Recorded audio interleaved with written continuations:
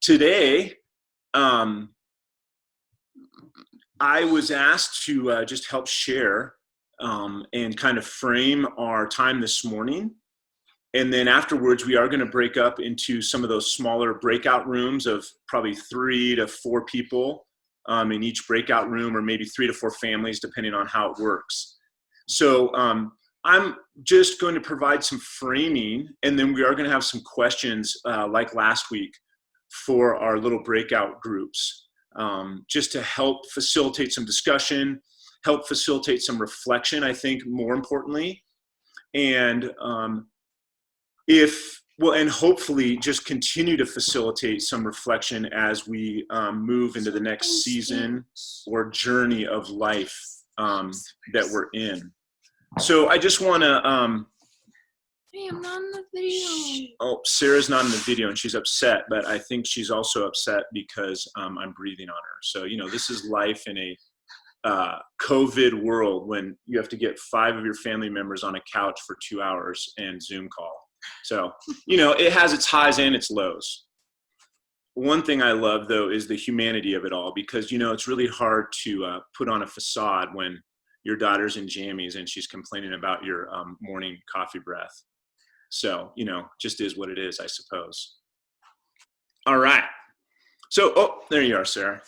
Everybody can see you kind of scowling a little bit. All right. Okay. Jake made you laugh. I can see it. And there you go. See, the Bullers are saying hi. All right. So, let me, Sarah, I know Sarah likes to look at the screen, but I'm going to have to move it over just a little bit to see some of these notes right here, Peanut. All right. So 2 things, actually, I guess 2 primary things I wanted to share about today. Some of these you may have heard me share a little bit about on like a Sunday morning when we're gathered at the big house. And you may not have. So I want to provide a little bit of definition about 2 ideas. And those 2 big ideas today, I think, are going to be this idea of liminality, or what it means to live in a liminal space. And I'm going to provide some definitions for that.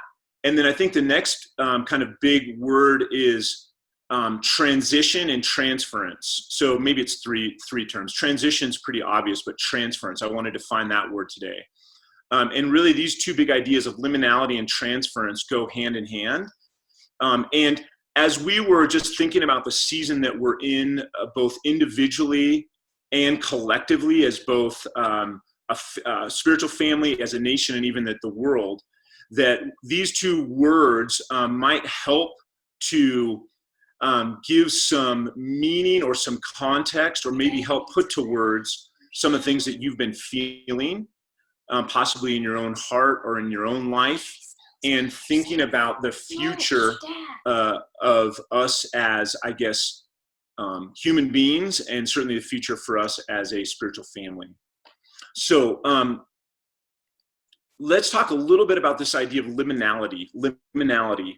And I guess it's kind of like what do they call those words? Like a 50-cent word, or a $1 word, or a $10 word.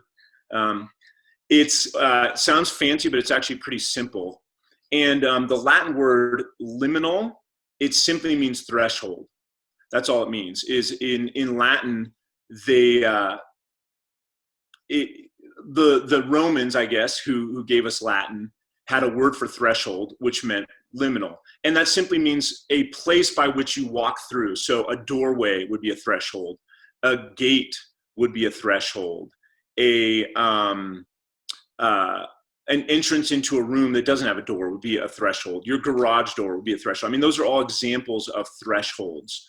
And in this sense, it's not a physical threshold so much as a maybe a mental, emotional, or psychological threshold. Actually, the more I think of it, actually it is a physical threshold. And it simply means that, so liminal is word threshold, and liminality is really simply a term that means when you cross a threshold, you enter into a space or a place that is marked by a degree of instability, or a degree of confusion, or a degree of deconstruction. And so you cross over a threshold in your life and you enter into a place that feels confusing. It could feel destabilizing. It could feel insecure. It could even feel deconstructing. And that is simply what is coined a liminal space or a place of liminality. All right. And in a sense, our world is experiencing a liminal space, or even as a planet, we are experiencing liminality because of the COVID pandemic. And that is, that's actually a pretty fascinating thing, because in some senses, I studied history in college, but I wouldn't say I'm a professional historian. But it's hard to think of another time in human history. I mean, yes, we can think of other times, but certainly not in modern human history where the entire planet has been affected at the same time in a similar way. And so that's pretty fascinating to think about, that at some level, all of us globally have been impacted and are living in a place of liminality because of this virus.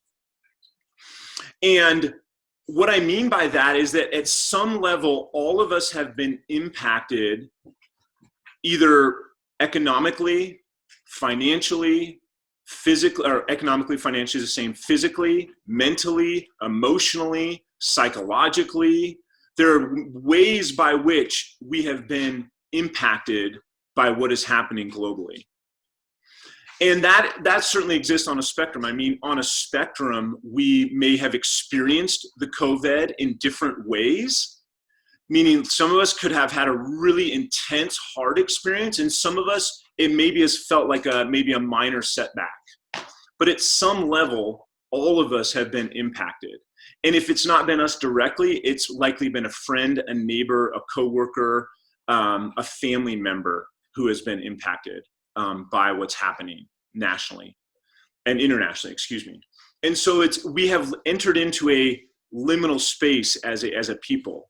And the thing about liminal spaces, and while this is maybe a more modern definition, we can look at all of biblical history. We can look at the entire biblical narrative from Genesis to Revelation, and then we can look at human history since the book of Revelation, and we can see, actually, we can begin to reflect that God has always used liminal spaces or liminality in the life of human beings, in the life of people, to create change and to create transformation or impact, I would say. So that when you think about people, even in the Bible, or you think about people in human history, all of them went through moments or seasons in their life where they crossed over a liminal threshold, and they were thrust into or brought into a liminal space that created the opportunity for change and transformation. Because the thing about liminal spaces is because they're marked by such insecurity and such instability or destabilization, they have the potential to catalyze or to destroy. Liminal spaces have the potential to bring catalytic change or even to bring destruction. Because here's the thing about liminal spaces. Everything that we knew prior to going into a liminal space, everything we knew about ourselves, our identity, about who we are, about our competencies, our capabilities, our capacities, is not necessarily adequate to make meaning or to have enough control over the place we find ourselves in. And so we're forced, so to speak, into the unknown. We're forced into a space that is unknown and uncertain, and to a degree, we are no longer in control. And that's in some ways, to varying degrees, where we find ourselves. And again, people may be experiencing that feeling or that sentiment or that reality on a spectrum. Some of us may be feeling that very significantly, and some of us maybe not at all. But at some level, like I said, we've been impacted. And here's the thing about liminality. It has the, because it can potentially catalyze under transformation, or it can bring a sense of destruction or deconstruction. The difference about liminality, what makes someone walk through or live through a liminal space really in a constructive and healthy and helpful way, is the support of a person or a community in that liminal space. That's really the key. How does the community, how does someone in your life or the community around you support you in that liminal space to make meaning and to hold you with enough life that you can sustain through that liminal space? That's really the key to liminality. So let me give you some concrete examples of what a liminal space might look like besides COVID. A liminal space in your life could look like the loss of a loved one, either a tragic loss, unexpected, or even the passing of maybe a family member due to old age. That could be a liminal moment in your life, because that person who was such a part of your life is no longer there, and it brings that confusion. It brings that sense of grief and loss that you may not know how to cope with or deal with. Thinking about the new families in our lives, the new babies in our life. Having a child for the first time is often and very likely a liminal moment, because suddenly you have a child in front of you, wanting food, needing their diapers changed, their clothes changed, bathed, and they can't communicate. They cry and they sleep. And you're now responsible for that life. That's a liminal experience. That's a liminal moment, because everything you knew about yourself is not necessarily adequate to meet the challenges and demands placed in front of you to raise and nurture a new baby. So all of you parents at some level can likely relate to that feeling of liminality when you brought your child home for the first time. Liminality could be the first time you lost you lost someone you really loved, meaning not necessarily physically lost, they didn't die, but like it could be the loss of maybe your first crush, or it could be the loss of a spouse because of divorce or separation. That's a liminal moment in our life. And so those are times or seasons when you find yourself not having all the answers to all of the pressing questions in your head and in your heart and in your mind. So that's quite a bit of framing. I could definitely go on and on about liminality, but I wanted to try and create some context for what we're talking about. But here's the thing. God brings us into liminal spaces, or God at least stewards us into liminal spaces in order that we can grow. It's a chance and an opportunity for change. And in some ways, the COVID experience has not been our choice. We didn't choose to shelter in place. We didn't choose to stop working. We didn't choose to maybe claim unemployment for the first time. We didn't choose to not see friends and family members for weeks at a time. Those were not our choices, but certainly that's the season that we're in. And so in light of that season, I would call that a liminal moment, or an opportunity that we've been given to grow in spite of the circumstances. It's an opportunity that we have to potentially grow and change, or in some ways to remain the same, or potentially even allow this to, I use the word destroy, and maybe that's a strong word, but it could create opportunities for loss, or maybe not being able to make meaning out of what's happened. And I guess without being able to make meaning, we often feel powerless and helpless, and that's a really uncomfortable feeling. To be powerless and helpless is really hard for us as human beings to hold in our hearts and in our minds. So certainly this is the opportunity to either create change or to be left with a profound sense of helplessness and loss that we can't make meaning out of. So in light of that, I believe that God has been doing something in each of our hearts in this season. I think some of us may be very aware of what God's been doing in our hearts and our lives in this season, and some of us maybe haven't even thought about it, and regardless, it doesn't matter. This is an opportunity, and I think in the next couple of weeks, to begin to think about and reflect, God, what have you done in this liminal moment, in this liminal season in my life, that you would want me to pay attention to and potentially steward in the season to come? What would you want me to potentially hold in my heart and carry forward in the season to come? And I think that's one of the things we're wanting to do today is capture or begin to capture some of the things that God has done in our lives over the last 6 weeks while we've lived in this liminal moment in history and in this liminal moment in our lives that he would want us to carry forward or transfer into the future. Because here's the reality. All of us, while we've been in COVID for the last 6 weeks, we are also transitioning into a different season of life. And again, that's largely out of our control. It is, but it isn't. And what do I mean by that? As the country and even the world starts to, quote unquote, reopen, in some ways, we do not have a choice over that reopening. We don't get to control what Governor Gordon does for the state of Wyoming. We don't get to control what the governor does in Colorado or Montana or the states around us. We don't get to control what the federal government decides for us to do. I mean, as much as we may want to at times, those things are largely out of our control. So the transition out of these last 6 weeks is happening and will continue to happen.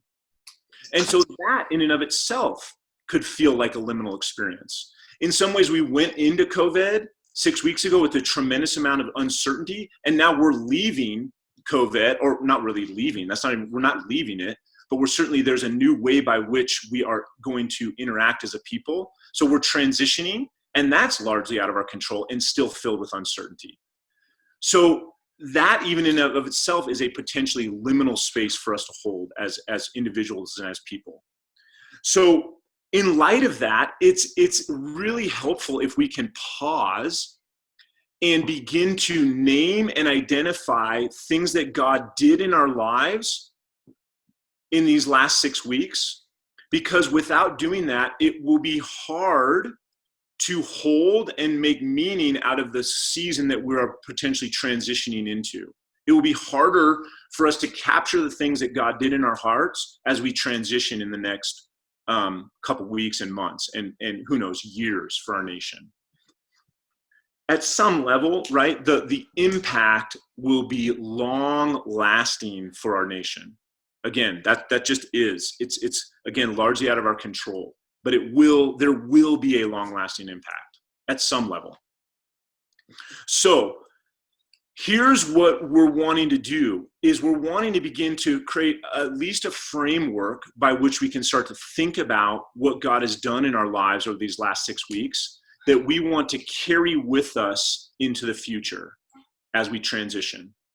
Sometimes we call these on a STROM courses upgrades. That is to say, we entered a STROM course or a wilderness season or a liminal moment with certain ideas of who we are and who God was. And we went, and then we leave the wilderness with different identities of who we are and who God is and who God's people are. And we want to carry those upgrades with us from the liminal wilderness season into the rhythms of life that we return to out of the wilderness. COVID is the same way. We've been in a type of wilderness liminal moment, and now we want to carry the upgrades from this wilderness moment into the season that we're transitioning into as a people. Okay? So, in light of that, we have 4 questions that we wanted to put out there to our entire Rock family and Rock tribe. And these questions are transference questions. And what I mean by transference, let me just give you a quick definition of that. Transference simply means, what is it that we want to transfer or bring with us from the season that we've been in, the liminal season, the wilderness season that we've been in over the last 6 weeks?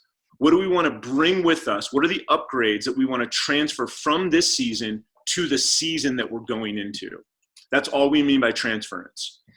So it's beginning to name and identify those things. So we've given 4 questions for us to start to interact with as a people and as a family to discover what God has potentially been doing in us and through us. Now, we also recognize that if you have not had a chance to reflect on these questions, you haven't had a chance to really think about this. So today is simply going to be a primer. Some of you may have really clear direction for these questions. Some of you haven't thought about them, and I understand because you haven't seen them. But what we would like to do is begin to steward these questions in our DNAs, in our MKFs over the next couple weeks, so that we can begin to support one another in the learning and in the upgrades that God has given us over the last 6 weeks. So this is kind of the beginning of a time of collective discussion and communication for us as a spiritual family. All right. So here's what we're going to do. It looks like Sue put those questions up in the chat. And I'll read them quickly, but you may want to take a picture of them on your phone, because we learned last week that once we go to the breakout room, the chat will disappear, depending on your devices, your phones, etc. So you may want to just take a quick picture of those so that you have them as we go into our breakout rooms. So the questions are, what has God found for me? What has God found for me? And this question gets at this idea of, has God shown me something and revealed something to me in this season? It's a question of really around discovery. Maybe it's a question about, what has he found for me about myself, about who he is, or about others? What has God found for me? What has God resurrected or cultivated in me? What has God resurrected or cultivated? It gets at this idea of maybe there was something dormant, or maybe there was something that had been hidden, or something that felt like it had died in you, and it's now been resurrected, rebirthed, and cultivated by God because of this season over the last 6 weeks. What is God building through me? Some of you may have had opportunities over these last 6 weeks to find inspiration. You really became passionate about something. You sense a clear calling that God is asking you to steward and build something, and he's asking you to do it. Has God called you, or is God calling you to build anything through you in these last 6 weeks? And then the last question is, what is God asking me to protect for others? And that's this idea that maybe God's really highlighted something in your heart that he's really asking you to protect and fight for others and fight on their behalf as we transition out of the season of shelter in place, and we transition out of the season of a pretty strict quarantine. So those are those 4 questions. And I believe, Josh and Amy, you're either going to randomly select the breakout groups, or you've already done some work there. And so I may have been a little brief, hopefully not too confusing with those framings. But I also wanted to give space and time in our breakout rooms. I'd like the majority of our time to be in those breakout rooms leading up to 11, rather than 10 minutes, then we got to break out. So hopefully we can create enough space for people to share over these next 30 minutes, or maybe we won't go quite 30. So Amy or Josh, anything you want to add to that? That was excellent, Andrew. Thank you so much. And a lot to chew on there. We did record that, and a lot to chew on. This week, in this time, we are just encouraging people to interact with the first, or maybe even the second question.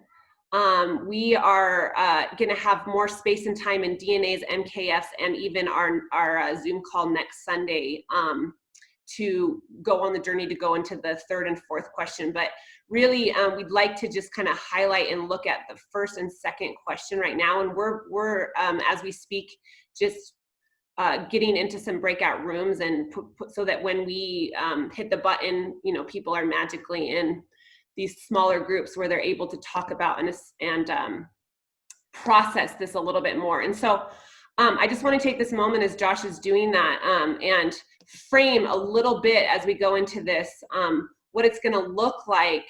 I think Andrew beautifully described that we are actually, it doesn't mean we're going to leave the season of liminality, but it's going to look a little bit different in the coming weeks.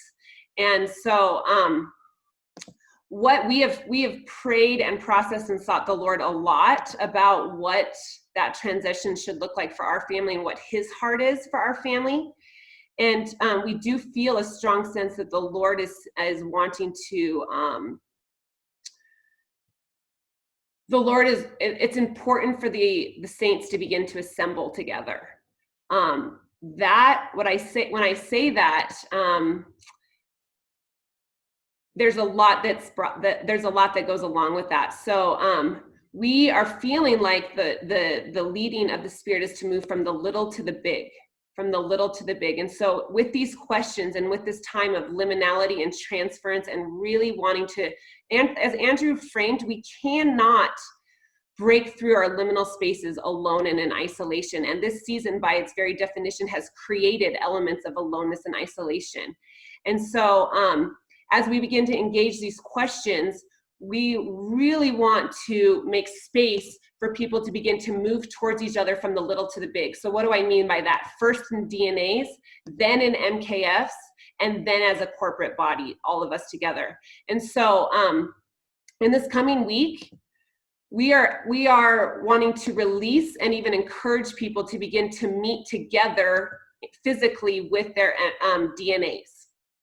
And begin to go on this journey to go deeper in processing and naming and discussing these questions that Andrew has beautifully introduced and framed for us. And so we understand that people are in different parts of the spectrum and how they feel about that, and we want to honor and love and exercise extreme precaution in that, in terms of preferring one another and honoring one another where we may be on the spectrum of feeling fear or totally comfortable gathering in person together. So, it might look like going on a walk outside. It might look like meeting on your back deck. However that might look, we really want to encourage for people in their DNAs to really begin to go deep in this coming week. And then as the 15th approaches and we're waiting to see what Governor Gordon says, we are feeling in our heart that we will begin to meet starting the week of the 17th with our MKFs. Now, exactly what that looks like, we can't frame just yet. But in person begin to meet with our MKFs. It may look like our MKFs being in 2 groups of 10. It may look like our MKFs meeting in a park or in someone's backyard, but to begin to really go deep and meet from house to house as the early church did, meeting from house to house before we meet as a corporate body on a larger scale and begin to go on this journey deeply together to identify and name what has the Lord done and how does he want us to bring this in, because our normal, we have a new normal. Our normal is no longer our normal, and we don't want to relate to each other in the old normal or the old paradigm. We want to begin to name and identify and move towards each other and know each other by the Spirit in the now. So that looks like DNAs to MKFs and then to corporate. Our hope and our dream, our desire is that at least by the 31st of May on the day of Pentecost that we'll be gathering together for a corporate gathering. Now we have to hold on to that loosely. That is our hope and that is our aim. And it may look like needing to honor authority by social distancing within the big house or doing it outside. We don't know, but that is our desire, is that on the 31st we'll gather as a corporate. But in the meantime, we are feeling an urgency in the Spirit that the church is assembling together in the smaller numbers and beginning to really be attuned to the conversation of the Trinity about what is this liminal space been like for me as an individual, for my family, for our church family, for the nation and beyond, and how are we going to love Christ and each other in a deeper and more meaningful way as a result of this time. So I think, are we ready? We're ready for the open breakout rooms. Andrew, did you want to add anything to that before we break out? No. Okay. All right. So Andrew, what is our timeline for this first and second question as we're about to break out? So people. I'd say 20 minutes, and that'll give us a little bit of time, very, very little, just to wrap things up before 11. Okay. All right. So maybe 17 minutes. We'll do 17 minutes. Does that sound good? Because then that gives that couple minute margin for the end. All right. Love you all. Here we go.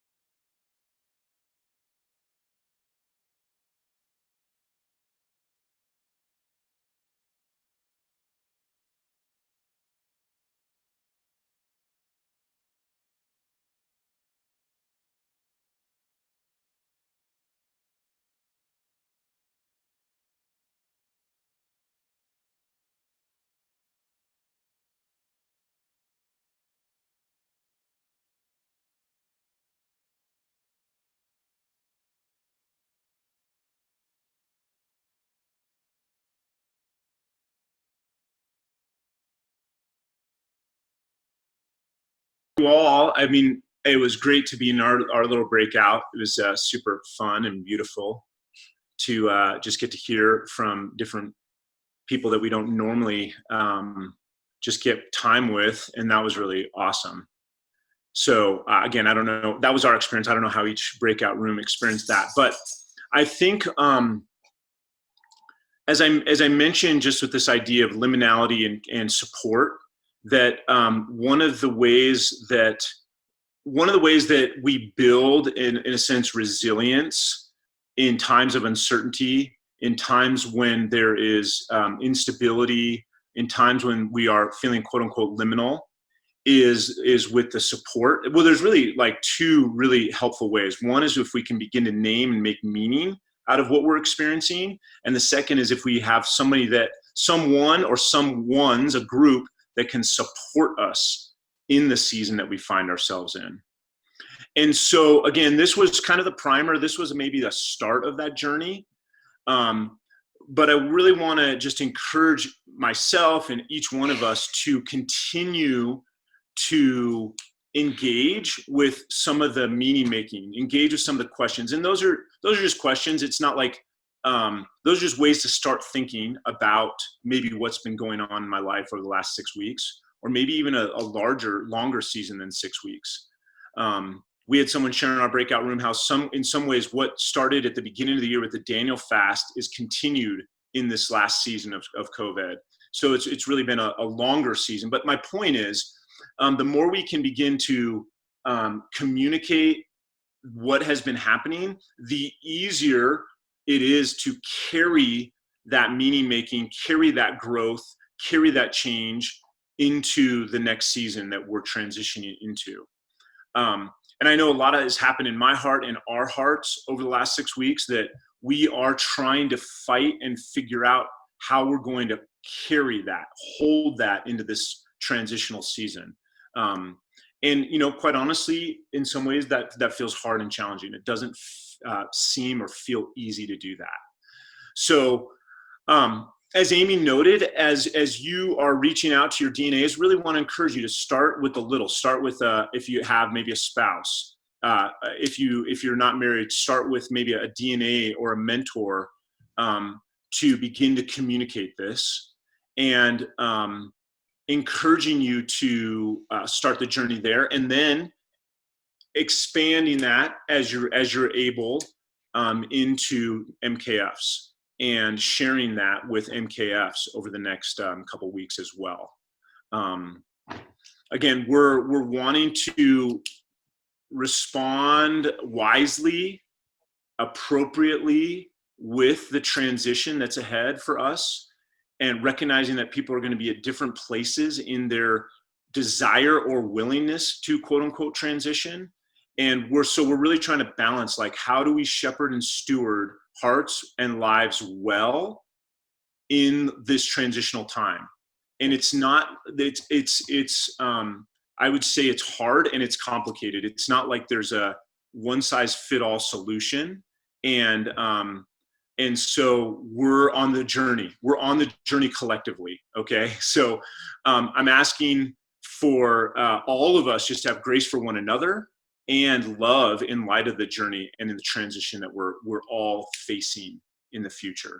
But knowing that there is going to be more and more opportunity to gather physically, and just having conversations with one another in your DNAs, in your MKFs, as to what does that look like for each person, and how to do that in a way that people feel safe, feel cared for, feel loved, feel respected and honored in their decisions and where they're at in this transitional season. So I think that's really kind of, I guess, a way to at least close out this time. But I will turn over to Josh and Amy for just maybe final prayer or thoughts. Yeah, thank you, Andrew. That was awesome. We also really enjoyed our breakout time. The things that were shared were really beautiful, and I feel more connected to the individuals that were in that as a result. And yeah, just to kind of close up those thoughts, there's lots of discussion ahead. So, but as Andrew mentioned, there's not a one size fits all solution right now to what it looks like to transition. We know different people are in different places, emotionally, physically, with their jobs. needing to, I know that some of you work with people that have compromised immune systems or more vulnerable, like Jake Marlowe, I know, and I could name others, but we understand that. So what we're wanting to do is wanting to really honor one another in the transition, and honor that people might be in different places, and that love covers. Religious spirits expose and get critical and condemning and judgmental of where other people are at. Love covers. And so in this time, it's just really about honor and moving towards each other in a place of saying like, hey, where does the Christ in each other can we meet in that place and have heart connection and bring glory to him, and just fall deeper in love with each other as we move into this next season. And so that's exciting, and that's good. And we honor that, what we'd like to ask is that you reach out to your DNA and that you guys decide. We just want to release and encourage people. If you feel comfortable, meet at a park, or, go on a walk, or be together. And if you don't, that's okay. Let's just honor and respect that. And then we will be waiting for the official thing with the governor that plays out. We have had some conversations with other pastors in town, like Paul Martin of LVC. They pastor a church of over 500 people. He's talked with the governor directly. So we have some ideas about how we can, at least by the 31st, be meeting together as a corporate, and then in the interim really be moving as a church to meet in MKS. But more on that to come. And please feel free to reach out to leadership with questions, concerns. This is not a time where we're wanting to have people be silent. We do want there to be love and grace and honor, but please reach out, share with us where you're at, and we love you all. Yeah, and I was gonna see if Bob could just really pray, and we'll just all agree with Bob and consecrate this transition, this time, and really him just pray, and all of us agree with his prayers. We kind of start re-entering into this new season, and even deeper in this liminal space. And then we'll close this morning and continue to celebrate our mothers, natural mothers, spiritual mothers. And so, does that sound good? Yeah. Awesome. Heavenly Father, as we just heard, I pray that we really will show grace, mercy, and honor towards one another as we're all in this liminal time. And I speak over the body of Christ known as Rock, that during this time we will be faithful to what you have shown us. You have called us higher. You have shown us things about ourselves and about you that we are not to forget. I pray that all of us will step forward boldly in what you have released, not only in our lives, but in your kingdom. May we not be fearful, but again, honor one another, and may we move forward to glorify your name. To glorify your name. This has been an amazing time. What the enemy meant for evil, God is revealing his glory. And may we use this time and not go backwards, but press forward. Press forward, that we will be the people you've called us to be, and that we would glorify your name. Let us rejoice. Let us give honor this day to the moms. Yes. And let us always give honor to you, Father. In Jesus' holy name. It's great to see you all. Love you.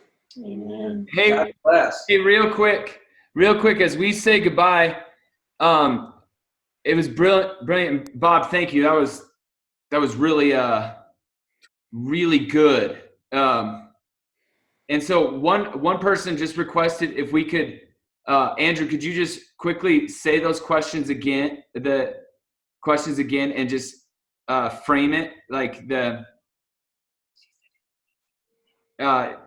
just so they have them? No, so the questions are in the chat, and I think what we'll do in the Rockland Army emails, we'll just give a little more context if they felt a little too ambiguous. Okay. So that people have a little more clarity going into MKF or DNAs and MKFs about how do I Engage those questions. engage and make meaning out of the question. So if they felt a little ambiguous, that's good feedback. Thank you, and we'll clarify that a little bit in the email that goes out this week.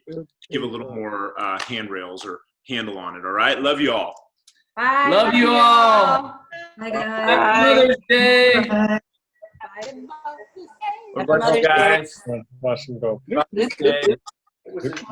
Everybody's Those squares exiting, are closing. so it's kind of fun. Bye. Bye. Is that Chris? Yeah. Bye. Crystal, I'll call you. Good. Okay, Crystal, I'll call you. Can she hear it? That'd be great. Oh, Okay. okay, great. Happy Mother's Day, Nancy. Happy Mother's Day, everybody. Well, Hey, guys. Cam. See you Hi, later. Mrs. Right, tell your Watson. mother Happy Mother's Day. Mrs. Watson. Hi. Are we ready? Yeah. Yeah. Okay.